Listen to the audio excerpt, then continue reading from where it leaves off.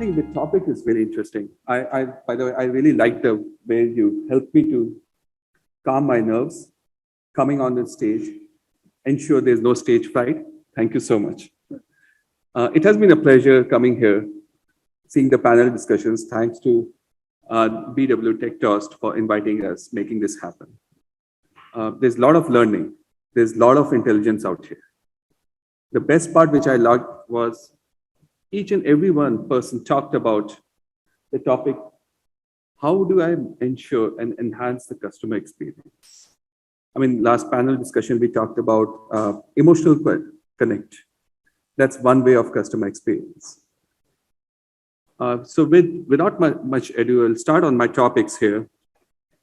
I don't know if you have heard about Mobile Monkey, Sephora, the Wall Street Journal, I'm sure you all would have heard about it. National Geographic, iPal, OnChat. What do they have in common? These are all chatbots. They all have marvelous chatbots with a single purpose aim. How do I improve my customer experience using intelligence? These are the latest technology stack built on AI, deep neural networks, to understand and ensure how I can help my customers. So that would set the context as to why we are going through this whole discussion of AI with customer experience. What is the relation? Sometime back, NASSCOM released a report where they said, in India, by 2030, $450 to $500 billion would be through AI, through the contribution of AI in India, in business and social economy. Now, this is actually a fact. We are running into it. We would imagine that by 2030, about 10% of India's business, India's GDP would be on artificial intelligence. A lot of sectors, we just saw in panel discussions and a lot of other discussions, sectors like retail, everyone talked about Amazon, Uber. All these sectors have been the first adopter of this technology stack. But there are others who are catching up very fast in order to cross that mode of our social economic development. They are going into the direction where they can use AI for the next level. There was a study by the Brookings Institute of India, where they said India is among the top 10 countries across the world for investing in AI-related technologies. We are still not there in terms of research, but we are moving very, very fast. The study also noted that there's a huge potential in India. The talent hub in India around this technology stack, around the AI stack, is huge. It's one of the biggest tech stack, and that's why companies like Compass have decided to invest out here. It's an incredible talent that we could see in India, not just in AI, in areas of mobile, cloud computing, and all. This statement, this sentiment is further enhanced by Niti Aayog's decisions or Niti Aayog's strategy for national AI, where they are saying that they released a charter in 2018, where they said the strategy was of economic growth and social economic development would encourage a dialogue around issues such as privacy and ethics in AI. There has been a lot of debate around it, especially related to privacy issues. And I'm really, really happy that the Indian government has taken that stance about engaging us all in a debate around this problem. The overarching goal from Niti Aayog to make India the global leader in AI by ensuring responsible and transformative AI for all. I think that says it all. The goal itself is a huge thing, with responsible and transformative being the key words out here. So why do we keep on talking about AI all the time? AI, machine learning, AI, or cloud, all these actions.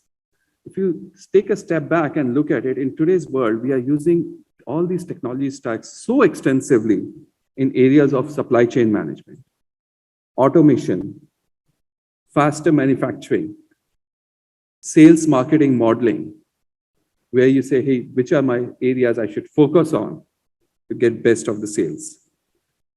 This means we are shifting our business from being a reactive business to a more proactive. Now, what does that mean? Means that you have such a humongous amount of data that you're churning. Earlier, we used to sit behind our desks, going through Excel sheets after Excel sheets, churning that data through. Using technology, we know what our customers need. And that is the key. Working backwards from our customers is one of the key for the optimal customer experience that we keep on talking about. Now, this is corroborated by a study from McKinsey, where they have found that India is one of the leading adopters in AI technology space. And simple reason, we have our population is spread far and wide. It's not possible for us physically to reach and talk to each and every customer across the board. It's all distributed. So how do we do that? How do we engage our users? How do we ensure we understand what the challenges are and fix them? That's where your artificial intelligence and machine learning comes into the picture. Advances in neural network, they're all part of, we are simulating the human brain behavior in a machine. And that's the differentiating factor that comes in. Now, the biggest and the easiest use where we started with AI was automation. Now, it's not about the cars automation, but in general, we have seen a lot of automated bots across the board. We have seen automation coming up in manufacturing process. There are a ton of other automations that we keep on doing. But where did it all start? I don't know if you all remember, in 2001, Amazon filed a patent where they said they are building the first recommendation, and the way they mentioned the recommendation engine was, we are marrying all the customer attributes with our key digital properties to provide the optimal customer experience out there. And this resulted in the famous algorithm called the cosine algorithm that Amazon started with. Now there are n number of different new mechanisms through which we are trying to understand our customers, but that was one of the key differentiating factors. And companies used to compete themselves saying, hey, we are providing the best of the best experience, and they would match themselves against what Amazon has done. That is not the case anymore. Now we are in a different league altogether. But why do we keep on talking about AI all the time and with the focus of customer experience? How exactly are we going to make this happen now? And why now? Why wasn't it done 10 years or 15 years or 20 years back there when the technology was at its boom? The key to remember this is, if you look at any AI algorithm, it's built on stats, which was developed more than half a century back. At that time, we didn't have the computing power. We had those punch machines, we had those tube machines. We didn't have that much power to compute all the computations required for an AI system. So why now? 5G, in the new coming of 5G. The change in the transport modeling, the change in the whole modeling for delivery, that's going to be a massive change driver that can enable your businesses to reach out to remote users, remote customers, give them a personalized and customized experience using artificial intelligence and machine learning. Chatbots and robotics in agriculture. Imagine a kisan sitting somewhere very, very deep in our cities, looking at his or her mobile phone, asking questions. Which seeds should I use? What is the right fertilizer? How can I order a fertilizer right now? Look, the potential is increasing day by day for us. Metaverse is coming in. That's another huge potential, right? If we can predict, we can tell We know what is the kind of rainfall expected. Please go use XYZ seeds and different types of fertilizers. Why not? It's just the bare minimum basic example. We all know the story about how e-commerce has evolved. This is the next level we are talking about. There was a discussion about what is the evolution of technology. That's where we are moving now. We have seen so many examples. There are some brilliant people out here who have started their companies on that premise. How do I help my customers and provide them the great experience, a beep in a car to wake your driver up? That's a great experience. It's simple based on artificial intelligence. Now, we are talking here, we are sitting, you all are listening to me, thankfully, quietly, and with hopefully you find all this discussion interesting, but there's no two-way communication. That's where things like chatbot will come in. That's why we need chatbots. I'm sure everything that a person is talking on from a stage or from a remote location, we'll not be able to get everything on board with us. My mind has limited capacity. But you would like to ask some questions. You would like to say, hey, I tweeted this. Now, based on this 80 characters that I've written, please get me an answer. And that's what comes in with chatbots. And so chatbots paired with capabilities like speech to text. I'm sure you would have seen Google Assistant, Siri, multiple such assistants. They are making a difference for us. My father-in-law, the other day, he was asking, how can I read? He had a problem of myasthenia, and he was saying, hey, after some time, I'm not able to read the newspaper on my mobile. I said, okay, why don't you use Google Assistant and let it dictate you the whole paper there? That's beautiful, right?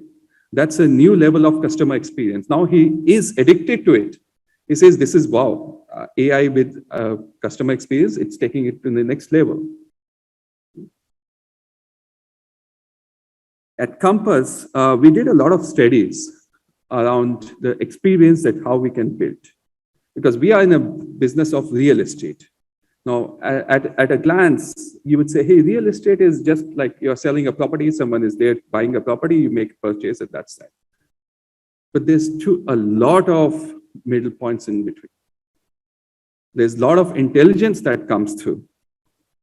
So we decided was pair our chatbots with speech to text, which gives us, our users, the AI-enabled search capability. And they can figure out the right solutions. Similar homes. The agent says, okay, there's a specific home which may suit your needs. But with AI algorithms, I can give them a plethora of other options, which is customized for their needs. And we have seen millions of dollars impact coming through that kind of a model, right? And this has been some of the areas which has made Compass the real estate leading agency in the world, in US. And luckily, about a month back, we became number one or we entered the Fortune 500, a revenue target of more than 8 billion, close to this 8 billion this year. All this is not just I won't say it's all AI driven, but AI has a significant impact on it. And primarily because we are focused on our customers, we are working backwards from our customers and saying, what do people need? And we are trying to map their needs to our data that we have using intelligence based on AI in between. The volume of data that we are generating on all your mobile phones right now is humongous. If we can mine that data, we can mine those interactions, we can provide a very, very customized and wow user experience that anyone and everyone can use and enhance your business. So in a nutshell, I think I would reiterate Niti Aayog's charter for AI, that we need AI in a responsible and a transformative manner to bring about a socio-economic conditional change across and provide that fantastic experience that our customers are looking out for. Thank you.